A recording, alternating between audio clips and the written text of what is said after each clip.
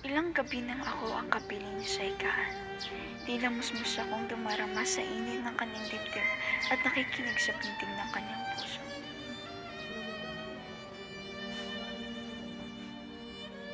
Ngunit patuloy akong nagtataka sa malalim na paghingi niya, sa kanyang malungkot na pagtitig sa lahat ng bagay at sa kanyang pag-ibig. Si inay hindi pala kibo. Siya ay babaeng bilang at sukat ang pangungusap. Hindi niya ako inuutusan. Ini ako na po dyan. Wag na, anak. Bihira siyang magalit sa akin at kung nagkakagayon ay mapili ang kanyang pananalita.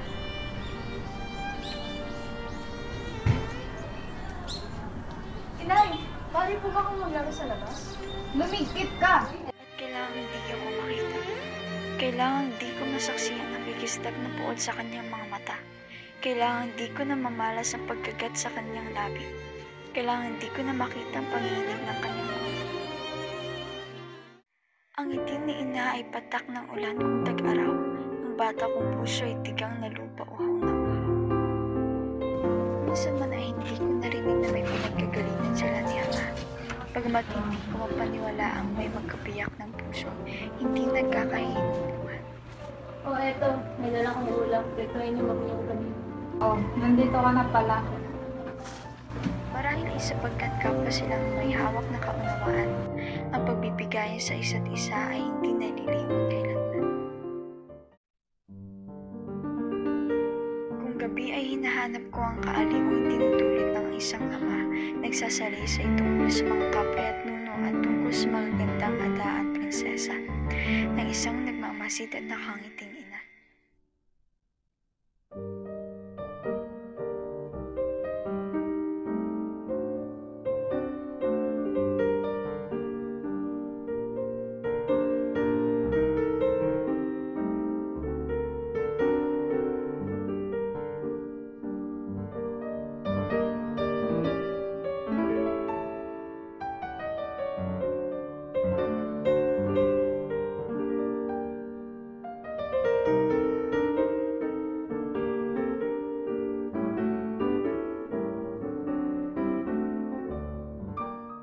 Ngunit,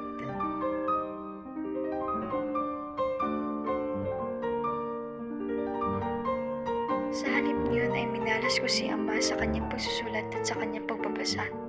Minamastan ko kung paano niya pinapangunot ang kanyang kung paano siya titingin sa akin na tila may hinahanap, kung paano niya ipipikit ang kanyang mga mata, at kung paano siya magpapatuloy sa pagsulat.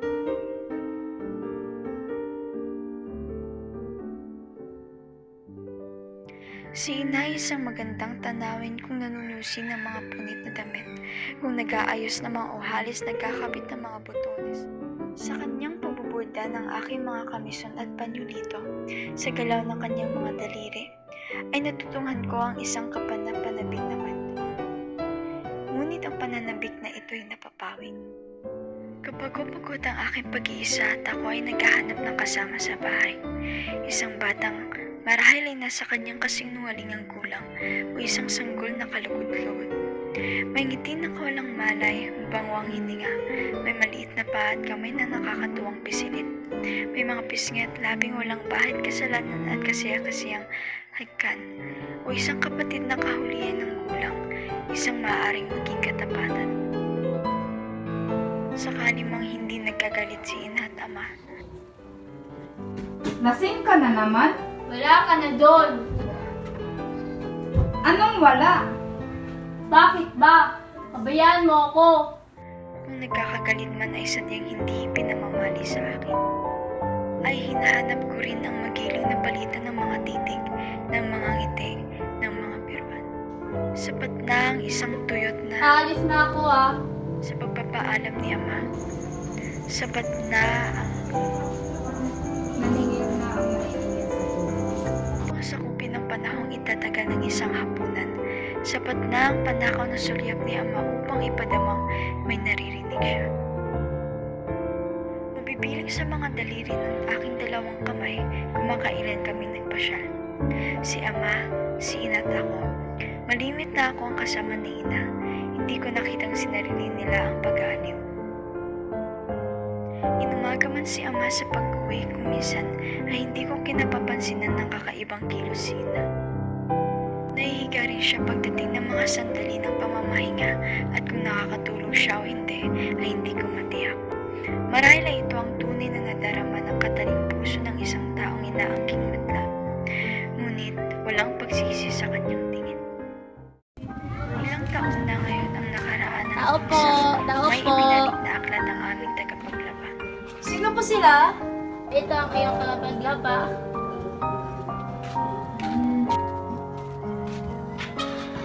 Ako sa isang nakubutan ng Amerikano ng iyong ama. Salamat po. Ina, binigay sa akin ng ating tagapaglaba. Ito daw yung nakita niya sa nakubutan ng Amerikano niya.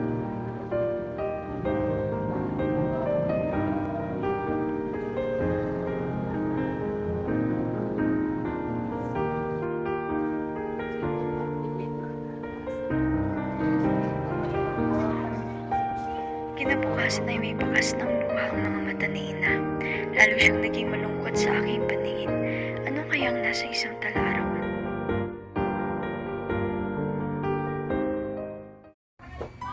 Lasing na lasing si ama. Karaniwan nang umuuwing lasing si ama, ngunit kakaiba ang kalasingan niya. Uminom ka na naman? Ano bang nangyayari sa'yo?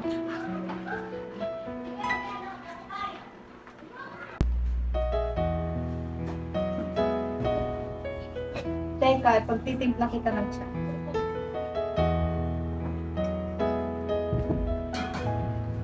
Bumangon ka muna. Inumin mo ito.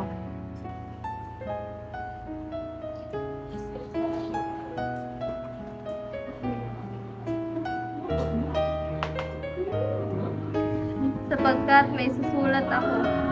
Sapagkat ikamamatay ko ang bighating ito. Sapagkat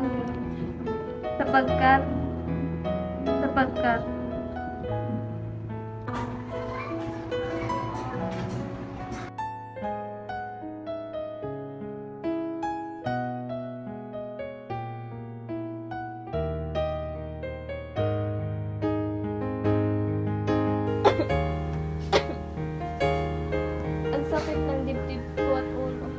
Hindi din ako makahinga. Marahil ay may sipot ka. Sinisinat ka ba?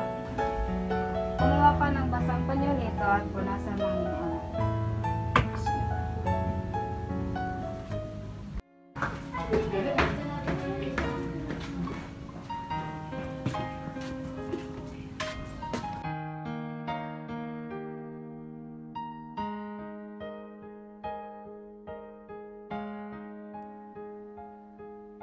Nooy munting batang inaakay, inaalalayan bawat paghakbang. Ngayon'y nakatayo sa aking mga paa. Salamat aking nanay, aking tatay. Wala akong sapat na salita, walang katibas inyong Magagamot ka lang ako pag-aruga. Sinuklian ko ng isang mahinang halakhak ang ngiti niyang yaman. Hindi ako dating binibiro ni ama. Sana'y ako si Ina sa mga sandali niya. Sana'y lalo kong ituturing ang mahalagang nadarama kong kasiyahan. Nabigo ako sa aking pag-asa. Nakarating ng may ilang araw si ama. Halos hindi niya siya hiniwalay ni Ina. Sa ilalim ng kanyang mga mata ay may mga bakas na namamagitan. Babantayan ko may sakit. Pasensya na, ngunit ipinagbili lang iyong ina na huwag kong sabihin sa iyo. Ayaw niyang ipagtapat sa akin ang karamdaman ni ama. Anak, maaari mo bang ayusin ang aking kapag? Sige po.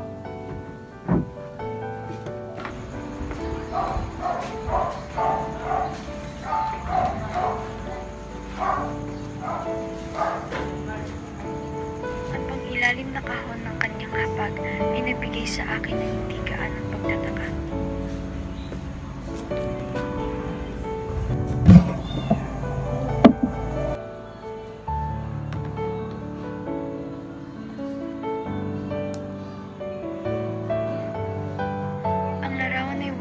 magsalita, ngunit nadama ko ang biglang pagkapuot sa kanyang mga mata at sa mga sandaling yaon ay natutuhan ko ang maghinanakit kay Ama, sapagkat ako'y hindi makalimot. Bakit sa panahon ito lamang tayo pinaglapit ng pangyayari? Higit marahil ang aking katiwasayan kung hindi dumating sa aking buhay. Bagamat hindi ko rin marahil matitiis na hindi may paglapit ang aking kasiyahan sa pusong nagmamahal. Totoo ang kalagayan ng tao sa buhay ang malimit maging sagwil sa kanyang kaligayahan. Naiwanan natin ang gulang ng kapusukan. Hindi na tayo maaaring dayain ang ating nadarama. Ngunit nakapagitan sa atin ngayon ang isang malawak na katotohanang pumipigil sa kaligayahan. Ang hindi natin maisakatuparan ay buhayin na lamang natin sa alaala. Panatilihin na lamang natin sa diwa ang katamisan ng isang pangarap. Sana'y huwag tayong magising sa katotohanan. Nakita ko siya kagabi sa panaginip. Sinusumbatan niya ako. Ngunit hindi ko balak ang magwasak ng isang tahanan. Hindi ko maatim na mangnakaw ng kanyang kaligayahan. Hindi ko mapababayaang lumuha siya dahil sa akin. Ang sinumang bahagi ng iyong buhay ay mahal sa akin. Ang mahal sa akin ay hindi ko maaaring paluhain. Ang pag-ibig niya ito ay isang dulang ako ang gumaganap ng pangunahing tauhan. Sapagkat ako ang nagsimula, ay ako ang magbibigay wakas. Ipalagay mo na nga ako'y nasimulang tugtuging nararapat tapusin. Gawin mo akong isang pangarap na naglalaho pagkagising. Tulungan mo akong pumawi sa kalungkutang itong halos pumatay sa akin.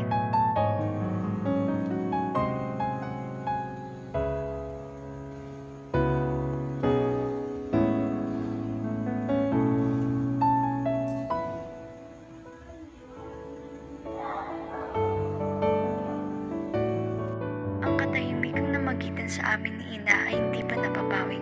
Iniiwasan ko ngayon ang pagsasalubong ng aming mga titik. Hindi ko matagalan ang kalungkutang nababasa ko sa mga paningin niyo. Anak, kunin mo ang aking aklat talaan. Ngunit Ama, masama sa iyo ang bumangon. Ngayon, ang aking anak naman ang susulat tungkol sa akin. Ngunit hindi ko maisatitik ang pagtutol na halos ay pumunto sa aking paghinga. Nasa kalamigan ng lupa ang kaluwalhatian ko. Kailanman ay hindi ko aangkingin.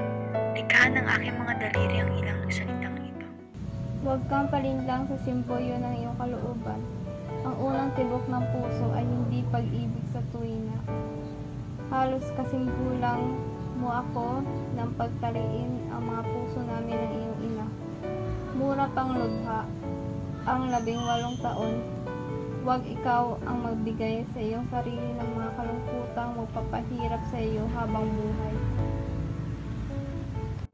Muli kong nadama ang tibay ng buhon na nag-uugnay ng damdamin ni Ama sa akin. Kinatatakutan ko na ang malimit na pagkawala ng diwa ni Ama. Si Inay patuloy sa kanyang hindi pagkibo sa akin, patuloy sa kanyang hindi pag-intip, patuloy sa kanyang pagluwa kung walang makakita sa kanya. Mabibigat na talukop ang pinilit na imulat ni Ama at sa pagtatagpo ng mga titik nila ay gumuhit ang nanunuyo niyang labi, ang isang ngiting punong-puno ng pagbasa. Magaling na ako, mahal ko. Magaling na ako. Sa muli mong pagparito ay sasabihin mo sa akin kung saan tayo maaaring tumungo. Ang muog na itong kinabibilaguan ko'y aking wawasakin. Sa anumang paraan, sa anumang paraan. Sabihin mo, mahal ko, na maangkin ko na ang kaligayahan ko. Maangkin mo na, mahal ko.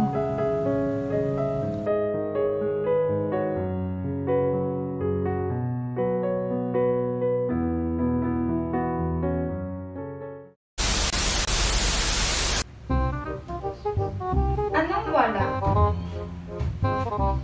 Bakit ba? Pabayaan mo ako.